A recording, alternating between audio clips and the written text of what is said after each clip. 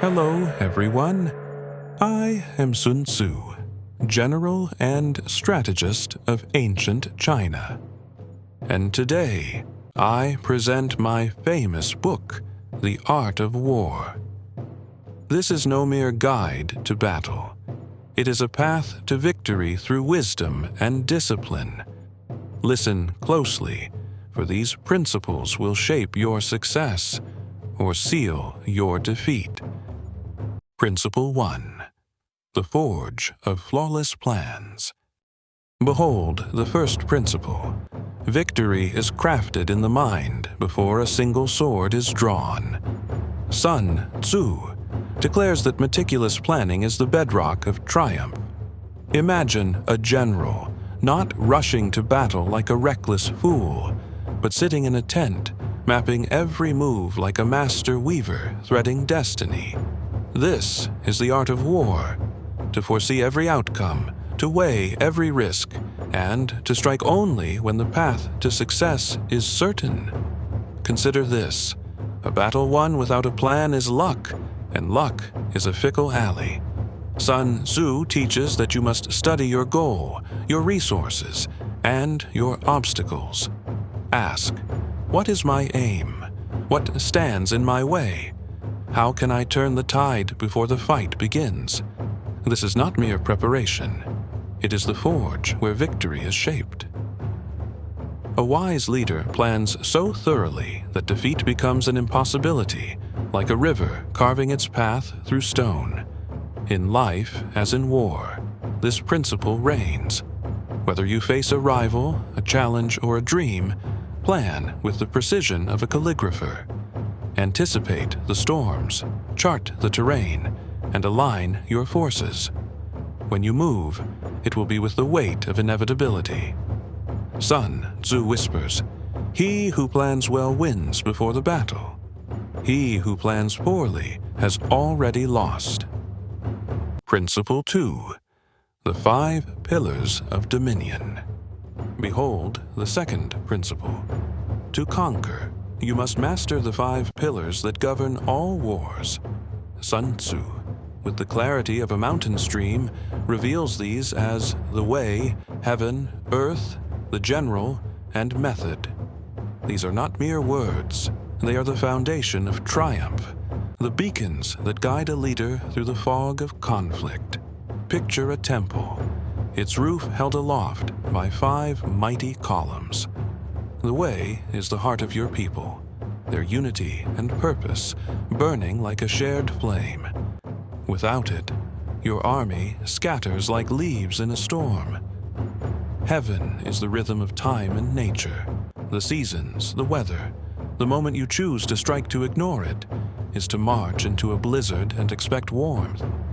Earth is the land itself, the mountains, rivers, and paths that shape your battle.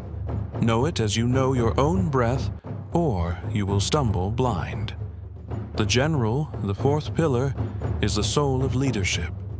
A true general is wise, brave, and just, steering the army with the steady hand of a helmsman in a gale. A weak leader breeds chaos. A strong one forges destiny. Finally, method is the order of your forces, the discipline, the structure, the chains of supply that keep your army alive. Without method, even the bravest warriors are but a mob. Sun Tzu teaches that these 5 pillars must stand together, unyielding. To neglect one is to crack the foundation of victory. In war, as in life, you must align your purpose, size the right moment, know your ground, lead with clarity, and organize with precision. A wise leader balances these forces like a poet, crafting verse, and in doing so, becomes unstoppable. Principle 3. The Veil of Cunning. Behold the 3rd principle. Deception is the shadow that wins wars. Sun Tzu, with the guile of a fox, proclaims that to triumph, you must cloud your enemy's vision. Let them see strength where you are weak, weakness where you are strong, and chaos where you hold order. In this dance of illusion, victory is won before swords clash. Imagine a general whose army is small, yet he lights 1,000 campfires to mimic a vast horde. The enemy, deceived, flees without a fight. Or picture a mighty force marching slowly, as if crippled, luring foes into a trap where destruction awaits. Sun Tzu teaches that the mind of your adversary is your true battlefield. Shape their beliefs, and you shape their fate. This is not treachery for its own sake, but wisdom woven into strategy. To hide your plans is to guard your strength. To mislead is to steer your enemy into errors they cannot undo in war. As in life, the clever leader wields deception like a painter's brush, crafting a canvas where rivals see only what you wish. Yet beware. This art demands precision, for a false move exposes your own truth. Sun Tzu's counsel is clear. When strong, appear weak. When near, seem far. When ready, feign disarray. Thus, you hold the strings of destiny, and your enemy dances to your tune. A wise leader masters this veil of cunning, and in its shadow sizes victory. Principle 4. The triumph of bloodless victory. Behold the fourth principle. The greatest victory is won without a battle. Sun Tzu, with the vision of a sage, teaches that true mastery lies in subduing your enemy without clashing swords. Strike at their plans, their alliances, their will, and watch their strength crumble like sand before the wind. Picture a general who cuts off an enemy's supplies, leaving their army hungry and desperate. Or one who sows discord among their leaders, turning allies into foes. No blood is spilled, yet the war is won. Sun Tzu reveals that fighting is the last resort, a sign of failure in strategy. The wise leader seeks to break the enemy's resolve, to unravel their unity, to steal their momentum, all before a single arrow flies. This is the art of war at its zenith, to win by wit, not war. In life, as in battle, this principle shines. Outmaneuver a rival by claiming their resources, diffuse a conflict by shifting the ground beneath it. Achieve your goals by clearing obstacles with the subtlety of a whisper. Sun Tzu's wisdom is a beacon. The strongest force is the one that need not be used.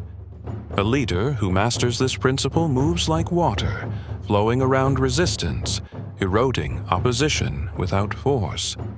To fight and win is good. To win without fighting is divine. Embrace this truth, and you wield the power to shape outcomes with the ease of a master, calligrapher's stroke. Principle 5. The sacrifice that smiles behold the fifth. Principle. Sometimes, to win, you must bleed on purpose. Sun Tzu warned of losing battles to win wars, but this is deeper. This is offering the enemy your own flesh, so they choke on it. This is willing betrayal as a blade sharper than any sword. Invent a martyr, or be won. Surrender a city you never meant to keep. Let them conquer a victory that costs more than it gives. Feed their greed. Give them a hero to slay, then rise as the monster they cannot kill. Sometimes, the greatest trap is letting them win. Picture a commander who executes his own scouts in view of the enemy, just to sell the lie of fear. Picture a king who publicly denounces his best ally just to make the enemy believe the alliance is broken. Picture a general who sends his own son to certain death, knowing it will ignite 1,000 fires in the hearts of his soldiers. This is not logic. This is myth-making. This is blood as prophecy. The master of this principle plays with revulsion. His own men will doubt him. The enemy will pity him. But behind the sacrifice lies a calculus so ruthless it turns loss into power, pain into position, grief into a grindstone. To lose strategically is to control the script. You choose what they take. You choose why they take it. And you choose what it costs them. Victory, in this principle, wears a wound like a crown. Principle 6. The silence that screams, behold. The sixth principle, power lies not only in what is said, but in what is left unsaid. Sun Tzu spoke of invisibility, but this is beyond camouflage. This is the war of silence. When you say nothing, when you do nothing, the enemy begins to invent your moves, and their imagination will do more damage than your armies ever could. Withdraw your spies. Stop the messengers. Leave the battlefield untouched, and let the enemy wait. Waiting is a torture the foolish never master. Their minds will spin tales of monsters, massacres, and phantoms that do not exist. This is war by absence. Picture an invading force encamped on your border. You make no move, no speech, no defense. Days pass, then weeks. Food grows scarce. Fear festers. They begin to suspect betrayal from within. They tear down their own commanders, waiting for a strike that never comes. The greatest noise in war is not the drumbeat. It is the dead air between strikes. Every moment you delay, their discipline erodes. Their unity buckles. Their breath shortens. The silence begins to feel like judgment, like guilt, and they begin to run. The master of this principle commands patience like a weapon. He stalks with stillness. He lets paranoia do his killing. He needs no shouts, no signals, no blood, only waiting, cold, inhuman waiting.